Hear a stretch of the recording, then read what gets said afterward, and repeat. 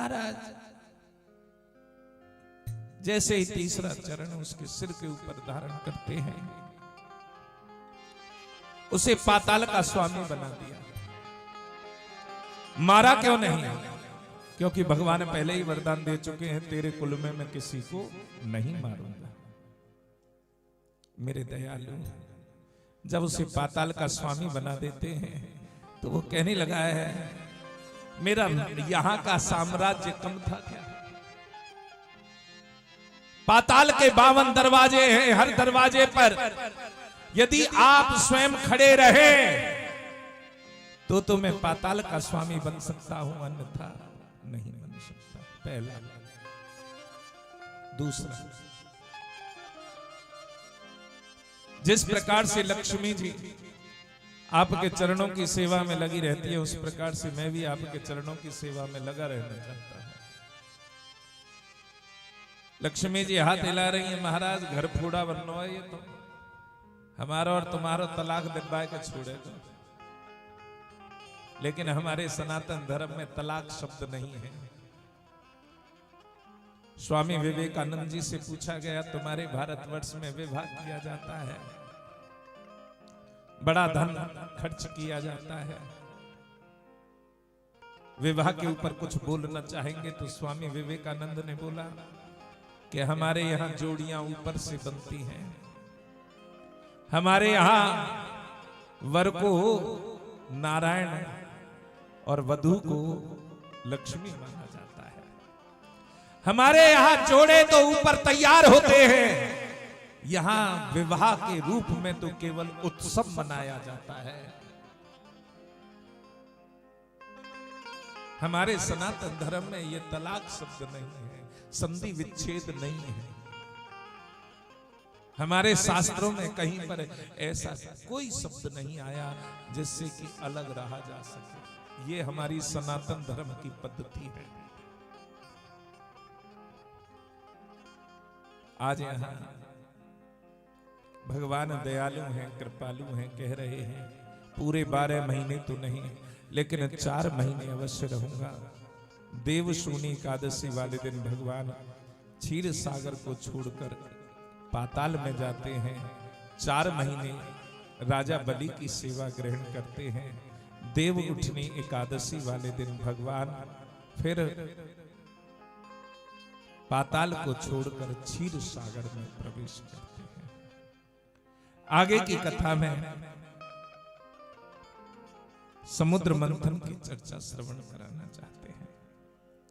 वासुकी नाग की रस्सी बनाई गई, मंदराचल पर्वत की रई बनाई गई और समुद्र मंथन करना प्रारंभ किया है। जब समुद्र मंथन करना प्रारंभ किया तो समुद्र में से सबसे पहले हलाहल नाम का विष निकला, जिसे भगवान भोलेनाथ ग्रहण कर लेते हैं। तस्यापि दर्श्यामासे स्वविद जल कल्मषा।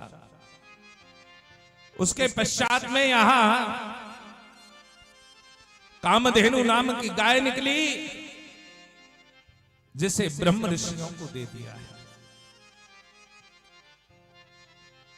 उच्च श्रवा नाम का घोड़ा निकला, जिसे राक्षसों को दे दिया।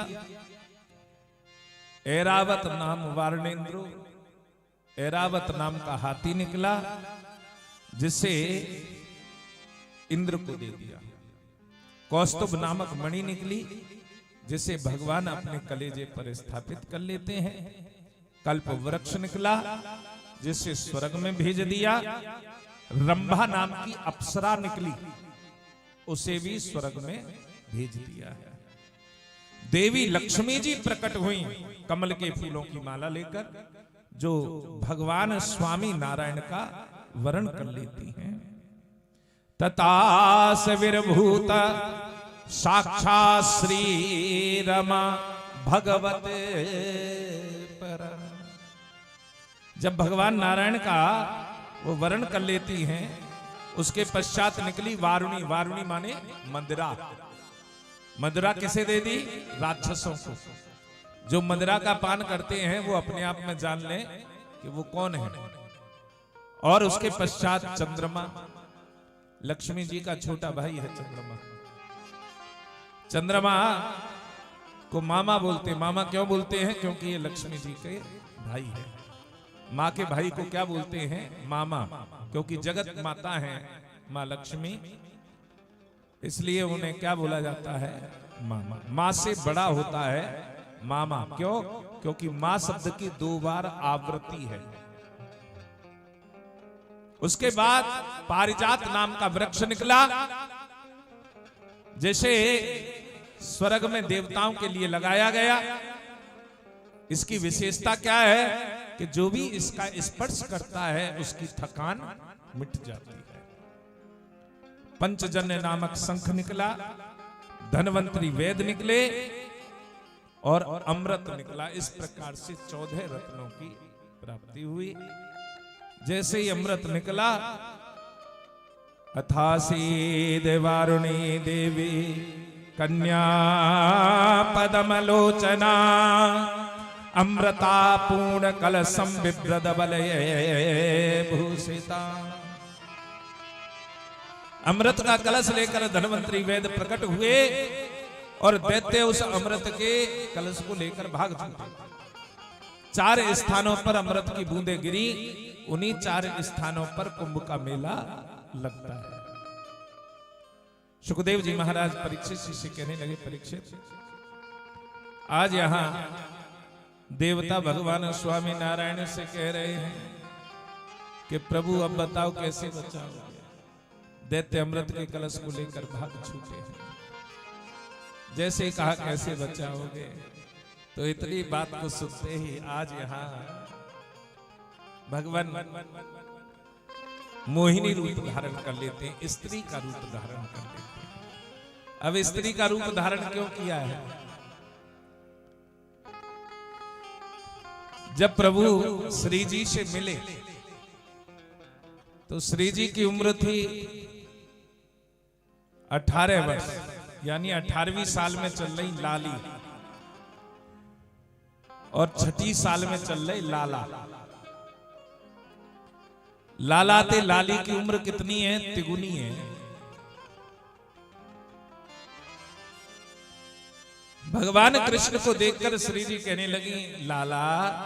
लाला कह रहे, जी सरकार, मैं तुम्हें नरते नार बनाऊंगी।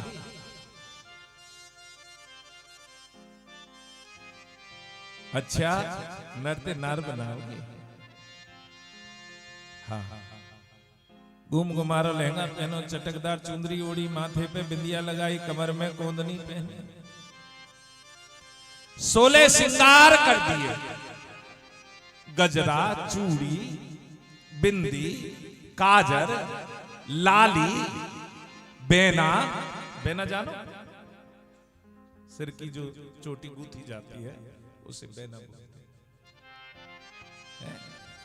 16 श्रृंगार कर गए, चटकसी चुंदरिया ऊपर ते डालते।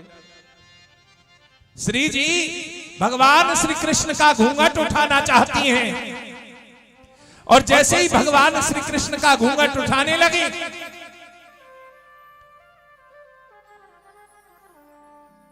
तो सूरदास अपनी पंक्तियों में लिखते हैं, तिरछे नैना नद नंदन के, नद नंदन के तिरछे नैना,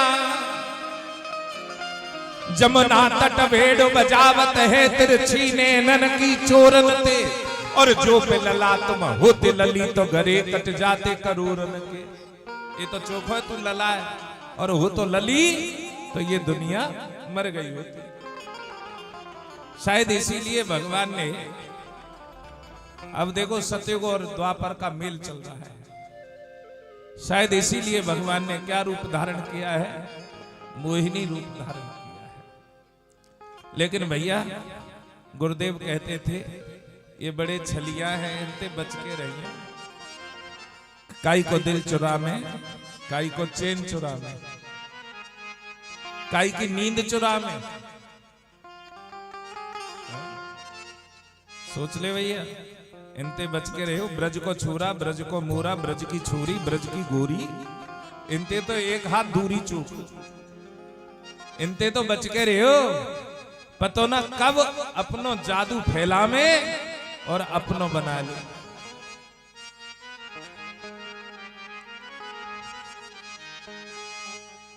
पतो न कब अपनो जादू फैला में और अपनो कर में।